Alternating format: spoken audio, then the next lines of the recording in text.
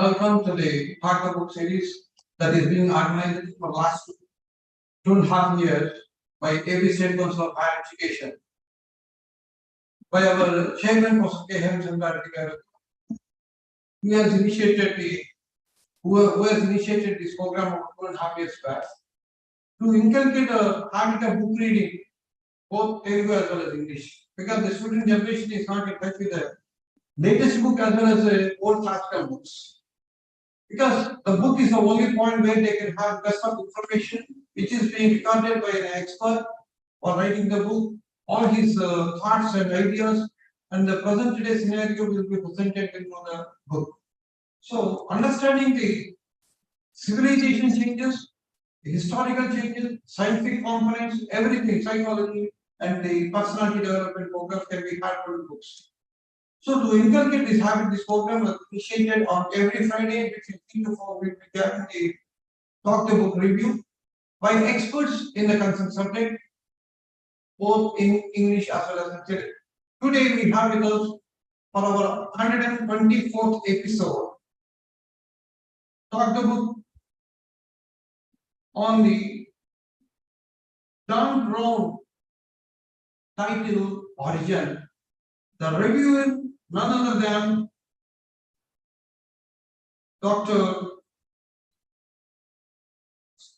Bhaskar Patel, who is the director of the Krishna Institutes in Tirupati.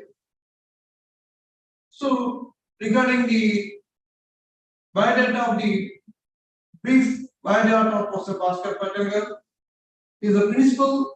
He worked as a principal in Gate Institute of Technology and principal KITS Ramtech Nagpur, principal SESET Chittoor, and visiting research fellow University of the West of England and other places, Bristol, UK. His qualifications are BTech, MTech, PhD, and PhD. His areas of interest are MRP, inventory control, production planning, mechanical measurements, and other so on and so forth, operation research, and so on and so forth. Total experience in academic is 37 years. The total number of research publications are 25. Number of countries visited are 16 and taught in 3 countries. Consulting experience with Oracle UK and KPMG UK. Guest and expert lecturer training program at IITs and internationally at Aalborg University, Copenhagen Business School and University of Bristol. Career counselor and academic counselor also with Engineering Staff College of India, working as analysis and method, SPSS and MOS. Approved PhD diploma under Nagpur University, the 5 PhDs under him, working for the area of mechanical industrial engineering. He was a member of different academic programs as well as associations.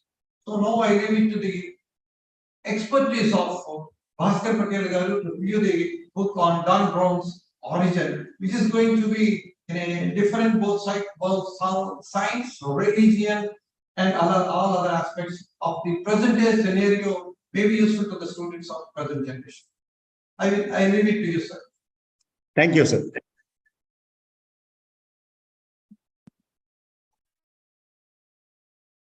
Very good afternoon.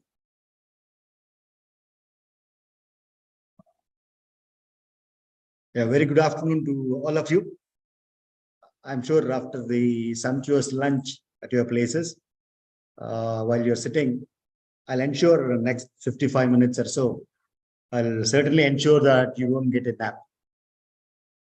Before I talk anything on this, I must express my profound gratitude to APSI, in particular, beloved Chairman, Sir, Hemchandra Reddy Garu, Bhaskar, Sir, and the entire officers and the staff of APSI for giving me this opportunity to share my peace of mind in understanding Dan Brown's one of the titles, Origin. And also, I want to place on record, I would like to thank Dr. Bhanumurthy Sir, Professor J.T. Anantapuram, for having put me through to have a look at this book. And in fact, we had a detailed discussion some time back as some kind of literary geeks at that point of time. So with that brief note, maybe I'll share my presentation Yeah, unfortunately, we cannot have question answer session and those kind of things. But let me see what best I can do in terms of putting forward my understanding. This, even the institution where I work or where I was working, so I made it mandatory kind of a thing that the child, the youngster who comes to us for education, and those youngsters who join us for employment, especially in the domain, computer science and those kind of areas, I made it mandatory thing them to read this huge paperback kind of a novel. Yeah. So that's a colloquial language we call novel. Can we run the presentation?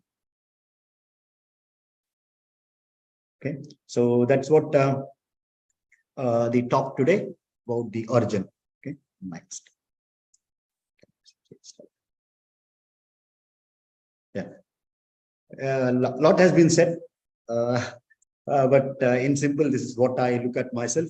I'm a Kannada speaking Andhraite from Maharashtra with a kind of a Gujarati family name and a Malayali complexion. Okay, so that's, and people call me Bhaskar Patel. And the best way you can find me on LinkedIn, and you can find me, or you can reach me at ktadirector@gmail.com. So that's my mail ID. Maybe those who are interested in getting into more of this kind of literature, okay, you can reach me at ktadirector@gmail.com. Okay, and the two figures what you see on your screen, okay, most of the time I'm very fascinated with those two faces. And the quote, what you see in between, inspiring change. That's a role of a faculty or a teacher. That's what I believe. And for me, understanding is learning, because that understanding lasts long forever. Okay. With that note, and here we go. The author, Dan Brown. Okay. I don't know how many of you know face reading and how many of you seen the most beautiful faces or most effective faces on earth. People have did some scientific analysis to understand his impeccable smile and intriguing eyes. Okay, they say one of the most powerful sets of eyes Dan Brown possesses. That's what has been said. But more than his eyes, I thought his brain and his the left hemisphere of the brain is more powerful than his eyes. That's my perception. And about the author, okay, Dan Brown, this is not the first book what he has written. So for what you see on the screen, there are 9 of them. Okay, so what we're going to talk today is on a title called Origin. So it's almost like a 6-year-old title, a huge paperback. And some of those books, what you see on the screen, have been made into films. For example, if you look at the Da Vinci Code, okay, another very powerful book which has been made into a film and hugely successful across the globe. And in fact, Origin is the culmination of a series of books revolving around a couple of themes. In fact, that's a culmination title. Okay, and as you see, most of his books, okay, the records say it has been translated into 56 languages across the globe. Okay, and some of the most powerful, influential titles of 21st century. If you look at top 10 or top 15, you'll find at least 3-4 of them from the pen of Dan Brown. So that's a kind of influential author, okay, whom I have come across in my last 15-20 years of journey of reading books. And then Origin, why should one read this? So I put 4 reasons. Okay, either you are with a computer science background, okay, then it's worth reading. Either you're not with a computer science background, okay, even then it's worth reading. Or you're using handheld devices, because we don't see any individual these days without a handheld device, maybe mobile, that's what we call, and which is not connected to the rest of the world. Okay, so if you're using your handheld device, you're not a computer science background person, or you're a computing person, okay, or I'm not any one of those, okay, and I visit temple, I visit church, or I visit a mass, or even I'm none of them. I don't go to any place. I'm kind of an atheist. I don't believe in God. Those kind of things. Even then, okay, it's someone can read. So therefore, if any one of them were not falling into this category, we can certainly avoid reading this title. I'm not marketing this book. Let me admit here, I'm not marketing the book, but the kind of influence that this book has put on me. In fact, if I had a choice, if I were to have a choice, when I was a student in 12th, so we had a non-detailed book. Okay, I think this book has to be prescribed as a non-detailed book for all the engineering graduates, despite their branch of UG study, wherever they are studying. Okay, so there are different perspectives with which people have reviewed this book. Different perspectives across the globe. Some people thought this is a kind of a dichotomy between religion and science. And some people said, yeah, it's very good bedtime reading because it's just so voluminous. Okay, if you feel asleep, then it can be very good pillow in the night. Okay, and people who like thriller genre, this is a very interesting thriller genre because it's good to see who done it kind of a story. And those were into kind of historical culture. Okay, historical culture, maybe Balkan culture or Scandinavian culture or European culture. Or, I mean, any kind of civilization that's connected with the culture. Okay, so people talk on this. And there is another perspective. People reviewed this book from a perspective of symbology. Symbology in simple is a study of symbols and usage of symbols. Okay, studying symbols, what kind of symbols have been there since the civilizations have started, and what's its significance, what do they symbolize, what do they profess, and those kind of things. But for me, when I've gone through this book, I found out the long list, 10 of them, which you see on the screen. Not in the same order, but certainly all of them I could find out. I could see. In fact, as I mentioned earlier, the origin book is a kind of a culmination for a 5 books which he has written, okay, including one of those last symbol, where he briefly touches on engineering, science, Gita, Quran, and physics, architecture. For example, he does mention about superstring theorem, which is a kind of a 13th century theorem. Just to tell you briefly what is superstring theorem. Now, any engineering graduate or any engineering teacher, whatever we teach and design, predominantly it's presumed that we are into a 3-dimensional space, x-axis, y-axis, z-axis, and perhaps maybe we take time as the 4th axis. But superstring theorem says that the universe is made up of 10 dimensions. Touch wood, in case if superstring theorem gets ratified, gets approved, gets accepted, gets proved. So whatever engineering or technology we have learned in any spectrum hemisphere has to disappear and something else has to come, kind of a profess. And she also talks about a terminology called delegator in computer science. I mean, how does a search engine work? Like Google, for example, how does it work? How does it delegate? In fact, he was the first one to coin the word called delegator, and that's very predominantly used by all the search engines. So he did introduce some of those things in last symbol. And then when I looked at this book, I found a profound use of artificial intelligence and theories and theorems connected with machine learning, deep learning, neural networks, etc. And combining that with kind of basics that any engineering student or any engineering faculty does study in the beginning of their engineering career. So my perspective of looking at this book is predominantly into these domains and these areas. Okay. An very interesting aspect of this book. I'm sure those people who are habituated to read a book, okay, could be kind of mythological books or any historical books or fiction books or adventure books or thrillers, whatever. And even those who watch movies normally would find the title in the beginning. Okay, all the characters in these films are fictitious, all the places are fictitious, any resemblance or coincidence to any character is mere coincidence, it has no connection, those kind of things. Quite contrary to this kind of practice, he does quote, in fact, the 3rd page of the book has got this sentence. And he says it's a fact. All art, architecture, location, science, and religious organization in this novel are real.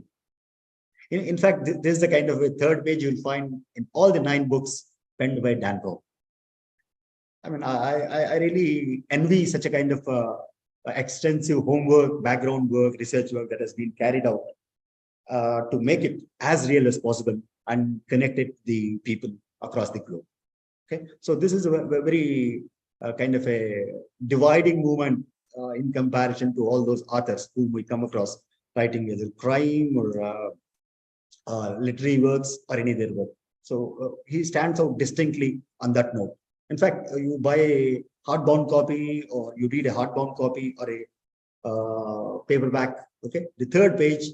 In fact, I've taken the image of the third page and put it here. Okay. Few details of the book.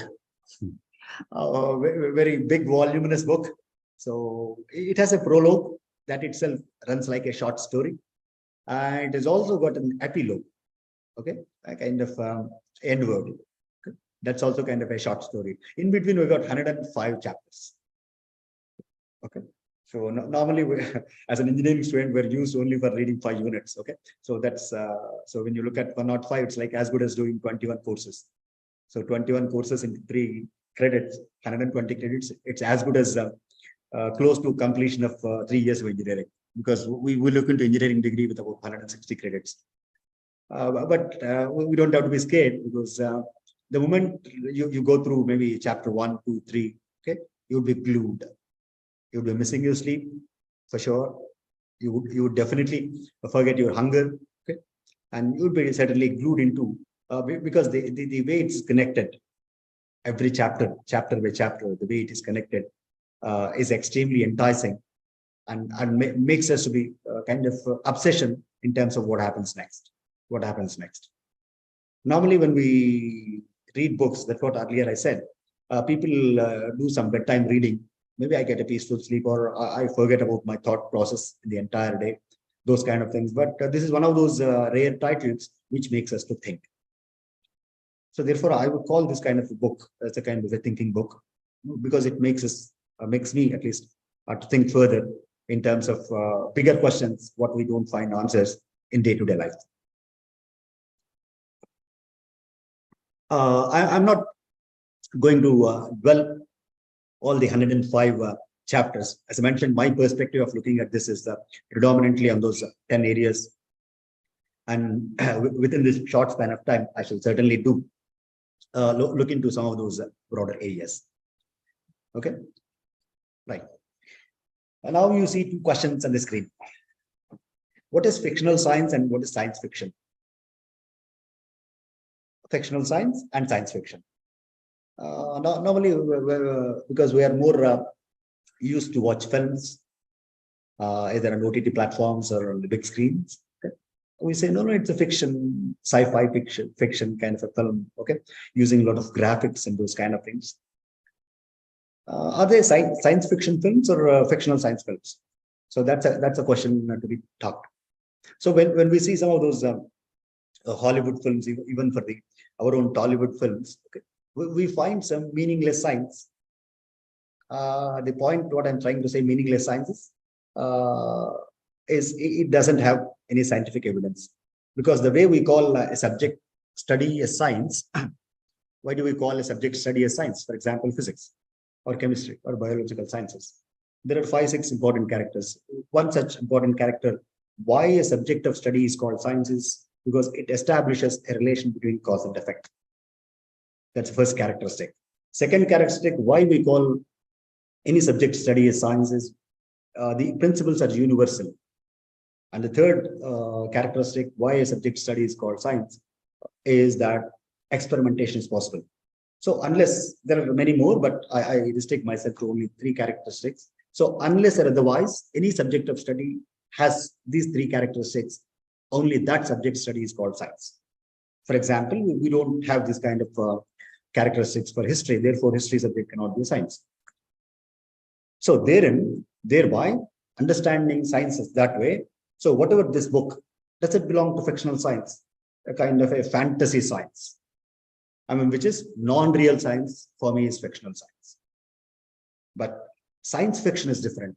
So science fiction is which looks into the future, which looks into the development of the science and its scientific principles for the growth in the times to come. So this book is not fictional science, because there are plenty of books that are available which are kind of fictional science. Okay, because it doesn't give us any logic, it doesn't give us any scientific evidence and those kind of things. But for me, this book provides a lot of evidence. Therefore, I categorize this book as a kind of a science fiction. The moment we say science fiction, especially for the engineering students, the base for our engineering is science and scientific principles and its application into practice. Therefore, this is a kind of a must read for any engineering graduate. And more importantly, I would appeal to all my young teachers. Okay, most important. Okay? So maybe you use a long weekend and you read it, your thinking antennas will open up. The moment your thinking antennas open up, so they will spread its tentacles to all the student community. Okay, make them a progressive engineering graduate, then a very passive recipient of our boring wisdom in the classrooms. Right, coming back to the book, there are some important characters in this book. Okay, first and foremost, Robert Longden. Okay, so that's the name of the protagonist. Protagonist is, in our own simple terminology, we call hero of the film. Okay, kind of hero of the novel. So this character is like a professor specializing in symbology, study of symbols and their significance, their applications, their usage. Okay, those kind of things. And incidentally, in this book, Robert Longden is also shown as a teacher to the next character, what you see on the screen, Edmund Kirsch. Okay, so Edmund Kirsch, the characteristics, okay, the dimensions of Edmund Kirsch in this book, or he's shown as a philanthropist, donates huge money for the religious organizations, social service organizations, huge billions money, and he's a computer scientist and a futurist. For example, if you look into our own contemporary world, I don't know how many of you heard a name called Elon Musk. Okay, so he's like in our own contemporary world, he's a kind of a futurist. Makes a lot of investments in future plans, kind of space travels and those kind of things. And more importantly, this character, Edmund Kirsch, is a strident atheist. Atheist is someone who does not believe in the existence of the God. Okay, but very interestingly, though it is the main character, he's not seen. Okay, the major portion of the book. So that's another very intriguing characteristic of writer's ability in terms of portraying a character, Edmund Kirsch. Okay, then followed by Ambra Vidal, so the director of a museum in Spain. Okay, and incidentally, this character is a kind of a fiancé of Spain's prince, because the entire background of this book happens in Spain. Okay, and then Winston. Okay, Edmund Kirsch, supercomputer AI assistant. We'll talk about more about this character a bit later. So that's another important character, because this character, like Robert Longden, this also runs through all those 105 chapters, and its presence is inevitable across the book. Okay, Julian, the prince and the future king of Spain, and then Bishop Antonio. Okay, so the big bishop connected to the Spanish royal family, and with whom the introduction happens in the beginning of the novel. And then the other characters, Rabbi Yehuda Kos, a prominent Jewish philosopher, okay. Syed Al-Fadl, a prominent Islamic scholar, and then the rest of the character, including you will find an Indian name at the bottom, Suresh Balla. No connection with Ballala Devdu of Bahubali. So there's no connection. These two are two different characters, but surprisingly, I found his name as Suresh Balla. Okay, so these are the major characters what we find in this 105 chapters. Okay, and of all these things, Admiral Luis Avila, okay, is a kind of a secondary antagonist of the novel. So we saw the protagonist, okay, the Robert Longden, the predominant protagonist, the hero of the novel, and then Edmund Kirsch, the unseen, invisible or not seen kind of a protagonist. But here, the secondary antagonist is Admiral Luis Avila, who is the main villain. Yeah? As I mentioned, those who look this book from a perspective of a whodunit thriller genre. Okay, so that's a kind of a suspense until the end. Who is the main villain? Because it categorically says Avila is a kind of a secondary antagonist. Okay, with this, few things. Maybe I won't read all of them, okay, but I'll mostly talk. So the prologue, okay, and the introduction of the novel, the story begins like Edmund Kirsch. Okay, as I mentioned, he is a huge philanthropist, computer scientist, futurist, atheist, and all kinds of things. So he invites and meets three big people. Okay, in fact, biggest people in the contemporary times. One of them is like Bishop Antonio of Catholic Church. Okay. He's a friend, a friend and consular to King of Spain. Okay, and he also invites Rabbi Yehuda Pose, prominent Jewish philosopher, and he also invites Syed Al-Fazl, okay, the Islamic scholar. And in that meeting, he says he would like to show them a video, which he intends to go make it viral to public in a month's time. Okay? And the moment this video goes viral, and there would be huge changes across the globe, okay, at least those who all believe in God, and they would certainly react very seriously to this announcement. So the reason being that this would prove all religions, whatever religions, okay, they were all wrong. It will be proved in 3 days' time, the moment this video is made public. So that's a kind of an opening prologue and chapters, okay. So that makes what possibly could be in that video. Okay, so that's a kind of intriguing questions that they ask, and the story revolves in the first few chapters, anticipating those kind of developments, what happens, or what is that this fellow has invented, and what is this fellow has come out with, and what will happen to the world in 30 days time from now. Okay, so there are a lot of subplots that are built around this. Okay, and suddenly, okay, so Edmund Kirsch is murdered. He's killed. Okay, so that's like, and it says it was killed by Avila, the second protagonist, supposed to be. I mean, that's what the story says in the beginning. And incidentally, the three biggest religions, yeah, I mean, in the novel I'm talking, okay, heads or the bosses or the prophets or the preachers, they were also killed. Okay, so the Jewish, the Islam, and the Christian church, they're all killed. So that's where the story goes around. So the thrill, the suspense continues. Who has killed and what happened to Edmund Kirsch and his invention? So this is where the protagonist, his teacher, I mean, in the novel says Robert Langdon was also a teacher to Edmund, okay, Edmund Kirsch in the novel. So he enters into the picture along with the another lady, one of those characters. So they try to find out how do we know what the invention is all about? What video he wanted the world to see? What video he wanted the world to be seen? So that's a kind of thing. And few of them are quite interesting. So in the process, this protagonist, the hero, keeps getting communication, okay, from a character called Winston. In case if you've forgotten Winston, who is Winston? Okay. Edmund Kirsch, supercomputer AI assistant. Okay, so he keeps getting, as I mentioned in the beginning, because this is the character that runs across the entire novel. Okay, so they keep getting communication. Winston helps them to escape.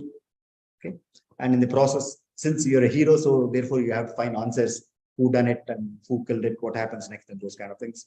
And through the one of the mobile phones of Edmund Kirsch, okay, they realized that there is a 47 character password. So that has to be acquired. Unless that is acquired, it's very difficult to know what the video he wanted to show to the world. Okay, and then the way it goes, like kind of a puzzle kind of a thing. In case if you have watched films like Die Hard series and those kind of things, people, the protagonist, antagonist, they play games and puzzles and riddles, kind of riddles to resolve some issues. So similar to it, it's a kind of 47 character password, which is interesting.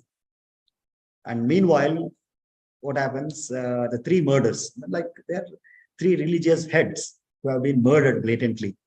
Okay, and that news is leaked by an anonymous source, monte@iglesia.org. To my surprise, those who remember in the beginning, I showed the third page of the book, it says fact. Even this is existing. In case after this program, you can check it out. You can tweet to this. This is really very, very exciting thing. Okay, it's not like a kind of a hypothetical thing. This is existing. Okay, this monte@iglesia.org exists. It's very interesting, maybe when you see that. Okay, going back to the password. Okay, so it's that password. The characters, one of the favorite poem from David Blake is taken. So the password is the dark religions are departed and the sweet science reigns. So that's the password. How interesting is it? So this is where when you're into 73, okay? So I'm almost like 45%, 50% of book through, okay? I'm trying to make my best effort. So you read it and that's where the chapter ends, okay?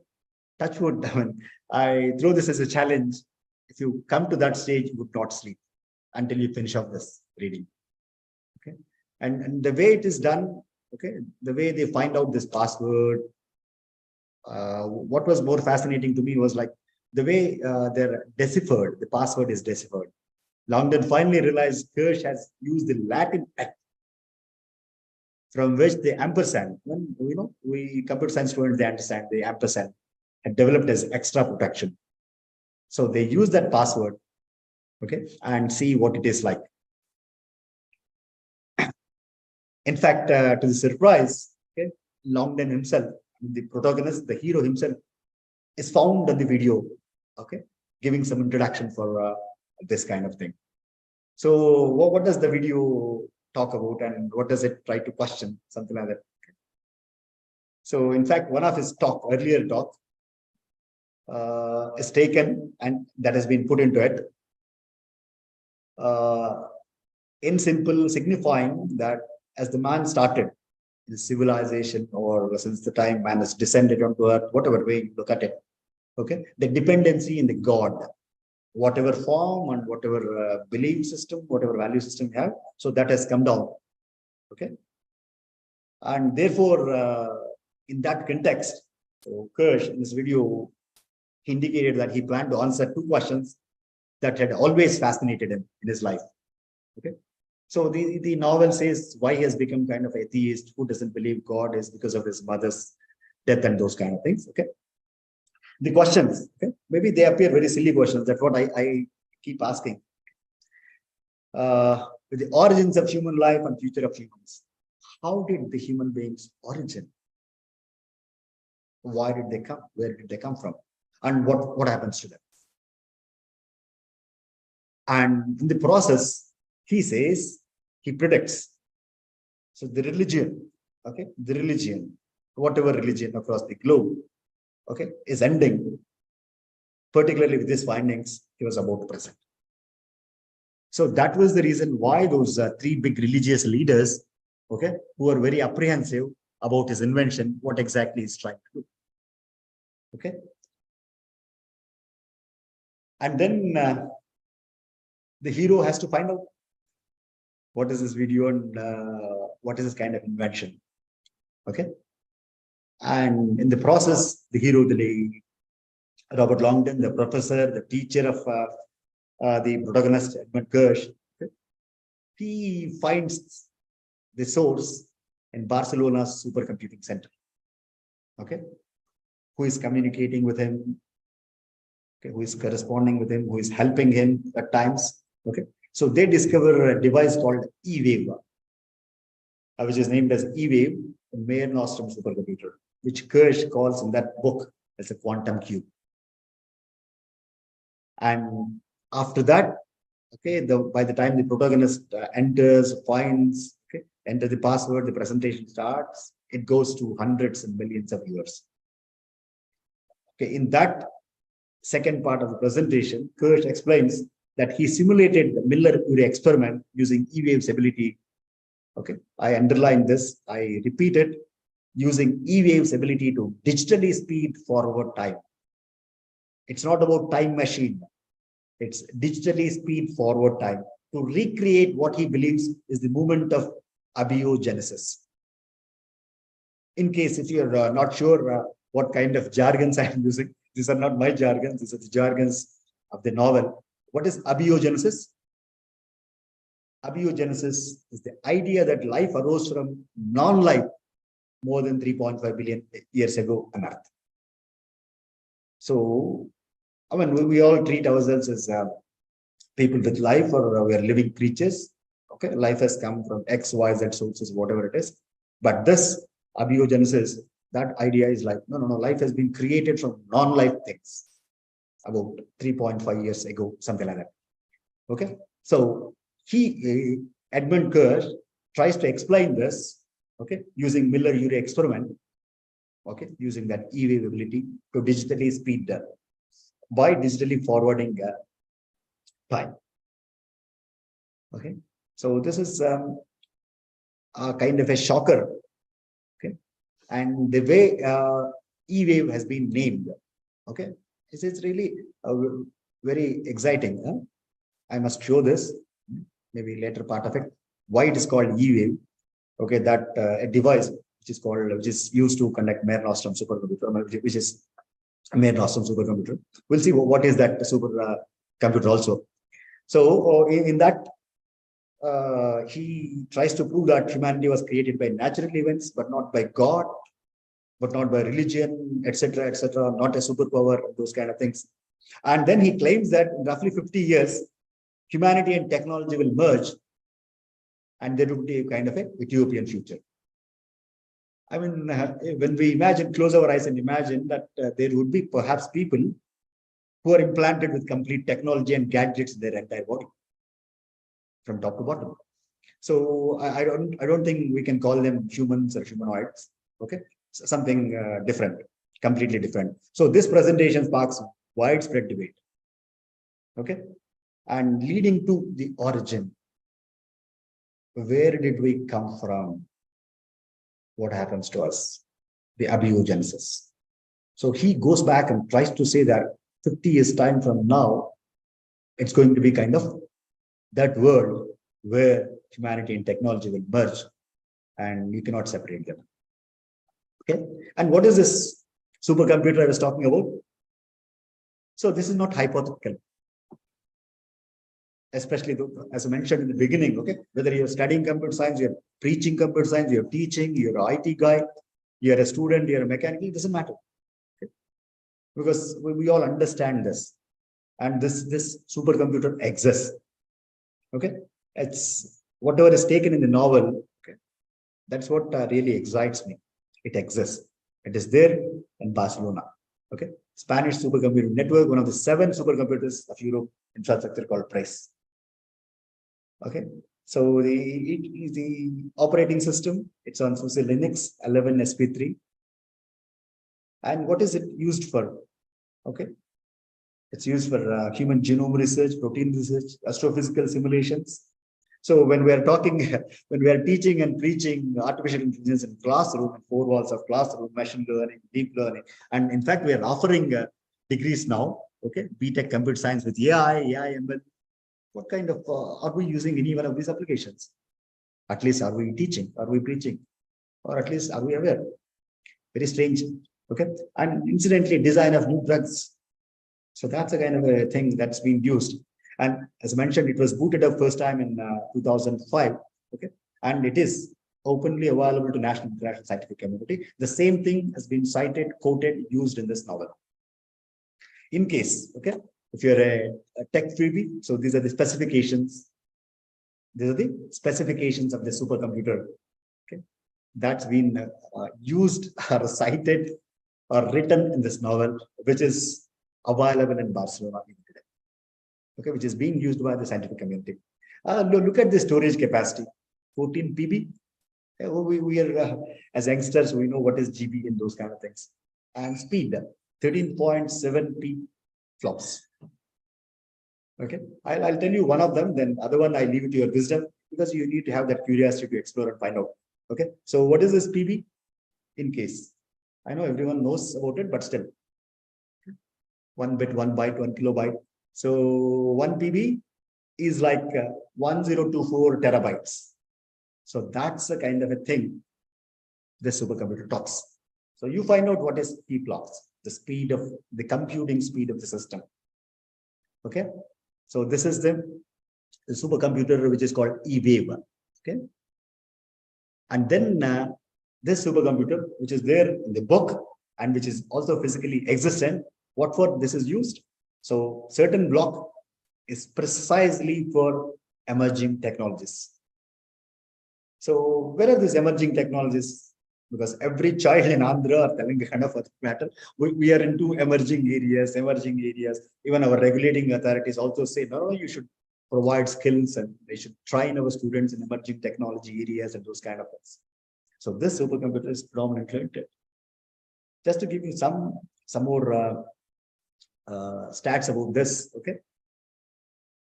You don't find this in the book, but I made some search to find out, because Dan Brown's thing is it all real. Okay, it's not like something fictitious, or it's not available, it's not existent. Okay, look at its peak performance is 11.15 petaflops. I leave it to the young minds. Okay, you find out what exactly is that. Okay. And as I mentioned earlier, why the author has put E-Wave. Okay. E-Wave is Edmund Kirsch. Edmund Kirsch is the protagonist, the hero, the not much seen protagonist. He has named it as E-Wave.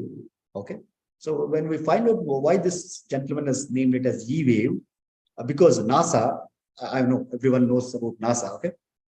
His Kirsch has taken this idea from NASA because NASA has got a T-Wave computer. So therefore he called it E-Wave because letter E comes in alphabets after T, which means where I'm better than NASA. So my mere supercomputer is much better than NASA's computer system. The thought process is really appreciable. And that's what E-Wave proves to be the most powerful computer on Earth in origin. Okay, which I believe when we looked at when I did some Google and some homework, okay, even the supercomputer that's presently available is also in the top 3 supercomputing facilities in the world. That's what it says. The one in Barcelona and Spain. Okay, they say it's like top 3 best computing facility, supercomputing facility across the globe. Okay. And then 50 years from then, okay, so he says there will be a new kingdom, and they would absorb the entire humans and create a new kingdom called Techium. Okay, a kingdom that included all of the technology upon which human had come to depend. I mean, already we are kind of so much dependent on technology, but they're not much part of our human components, except for those Jaipur food and those kind of things. Okay, but then if this continues to happen, we would no longer be able to call ourselves as human, but a mix of technology and biology. So we can't be called as human beings, but a kind of a strange combination of biology and technology. Very interesting. So that's what the Edmund Kirsch, the character, professes in this. Okay, because the abiogenesis is the root cause, the formation of this universe, and this is how it's going to end. That's what he tries to put forward in one of those later chapters. And the justification that's given, okay, for a statement is, he says, he simulated that Miller-Urey experiment using E-Wave's ability to digitally speed forward time. I mean, this is, every word is important here. So using this E-Wave supercomputing facility, he simulated Miller-Urey experiment, okay, to digitally speed forward time to recreate, okay, the moment of abiogenesis. Again, I go back, abiogenesis is the kind of an idea where a life has come into existence from non-life things. Okay, so that's what is abiogenesis is. So he says that he has used it. Okay, and then he uses that, and that's a proof that humanity was created by natural events, but not by God. Okay, It's very strange. Then what is this Miller-Urey experiment? Okay. So this is, there is plenty of thing that is available on this. Okay. So this was conducted sometime way back in 1952. Okay. It's a kind of a chemistry experiment. Yeah, the way we do experiments in first year chemical labs. Okay. We use burettes and pipettes and those kind of things. So we do some chemical experiment, something similar to it, maybe on a very big scale. But it was regarded as a very groundbreaking experiment. Okay. And the classic experiment investigating abiogenesis. Okay. So it was carried out in 1952 by Stanley Miller. Okay. And a lot of them in later years, plenty of research also gone into it. Okay. So that's what it is. In fact, if you look for this experiment, okay, the Miller experiment, the Miller-Urey experiment, you'll find these figures, very small figures, not much complicated. They're predominantly, I mean, if you have studied first year engineering, you definitely see something like this you have done in your first year chemistry lab. If not the in totality, but at least some parts of it, you would have definitely done it. Okay. So Edmund Kirsch wanted to build a new religion based on science. So that was the entire story behind this novel called Origin.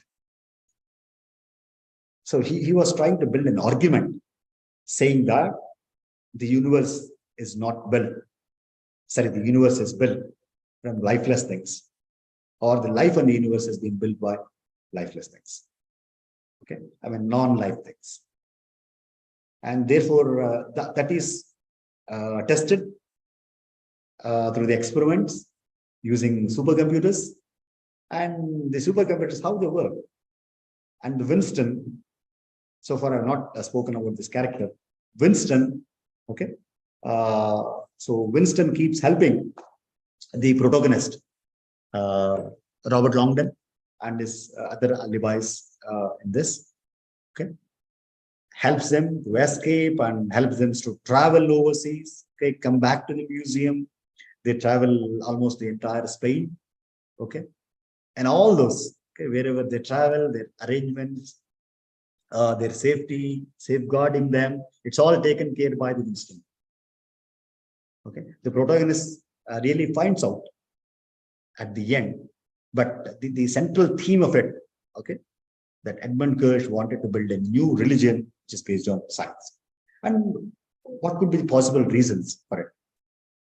So his understanding, if you want to build a religion, okay, if you want to build a religion, you have to become a martyr, which means you will have to sacrifice yourself to build a religion.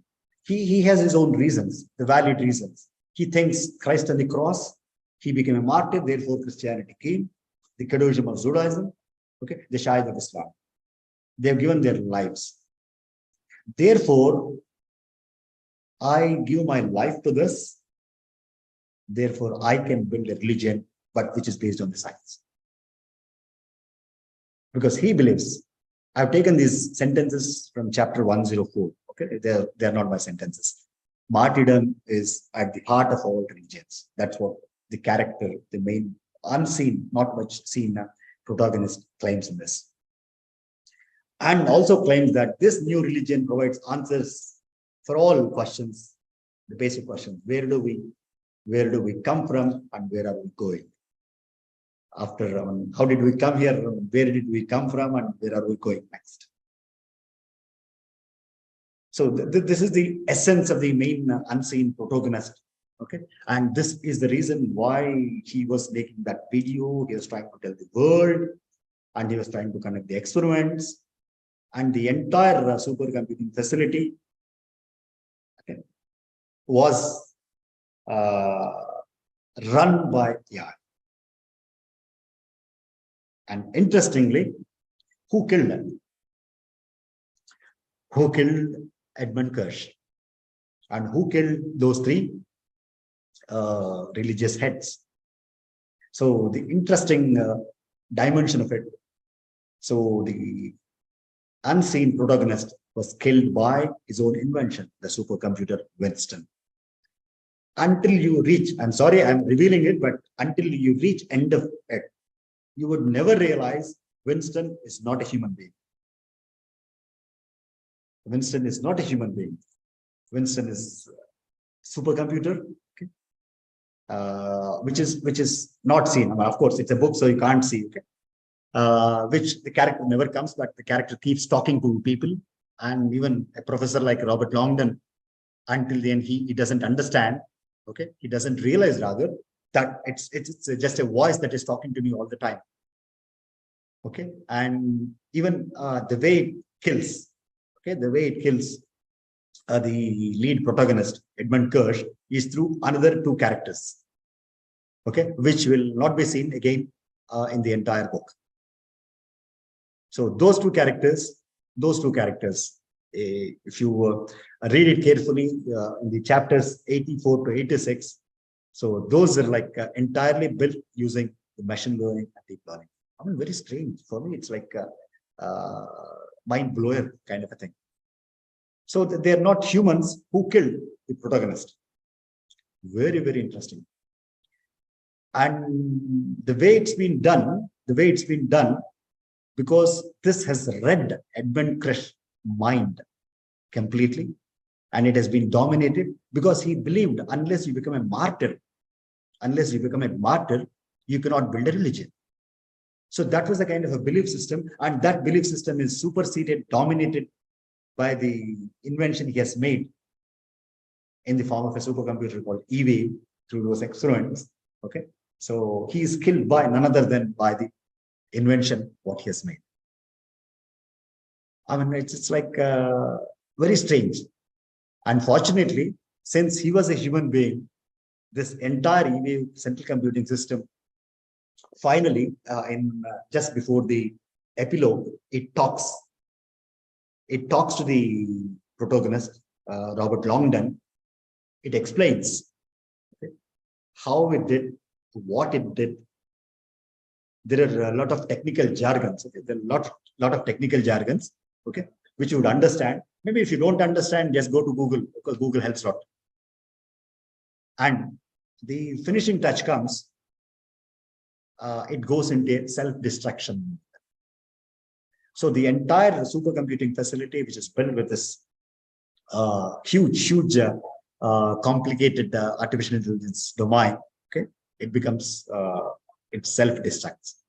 So that witnessed by Robert Longdon, okay, and then finally I put the last page of the book, which I wish, because book reading is something good.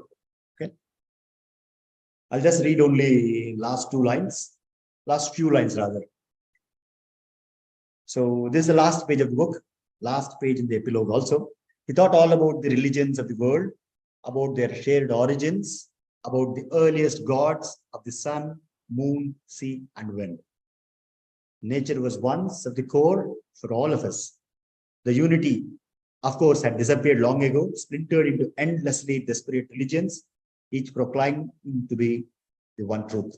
Tonight, however, seated inside the extraordinary temple, because this is the first time he used the word called temple, Longdon found himself surrounded by people of all faiths, colors, languages, and cultures, everyone staring heavenward with a shared sense of wonder, all admiring the simplest of miracles, that sunlight and stone.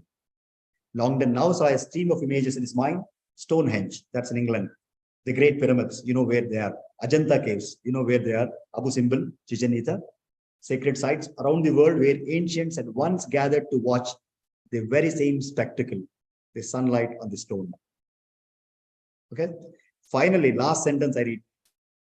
In that instant, Longdon felt the tiniest tremors in the earth beneath him, as if a tipping point had been reached, as if religious thought had just traversed the farthest reaches of the orbit and now was circling back where from his long journey and finally coming home. Okay, so he is not trying to profess anything, but he has put a lot of scientific things, engineering things into it. Therefore, I go back to my initial statement. This is my perspective. I appeal to all youngsters, whoever is watching this. It's quite enticing to read it. It opens up your antennas quite a lot. I made a bold attempt because I'm not competent authority to talk on Dan Brown, but then the inner urge in my side, in myself, that no, it has to go to the youngsters, and we should make them to read these kind of things. So that has propelled me. And I think my clock is ticking an hour. I left my mail ID in the beginning in case you're interested into. And finally, I appeal to all my engineering teachers or students. Again, I'm not marketing Dan Brown. The last symbol, if you're studying engineering, you must study last symbol. Last symbol by Dan Brown.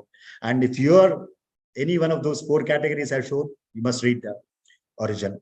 It really makes think a lot. It makes you a better individual in the times to come. Finally, with that note, once again, I take this opportunity to thank from bottom of my heart, Hemchandra Reddy Garu and the entire APSHI for giving this opportunity. And thank you, Dr. Bhanmurthy sir, for the great intellectual interaction we had some time back. Thank you, sir. Thanks a lot. Nice surface, because it was indeed a present and different component of a book that you have presented to students today. We thank you on behalf of 80% of ratification for presenting a good book review to the students of. Thank you. Thank you, sir. Thank you.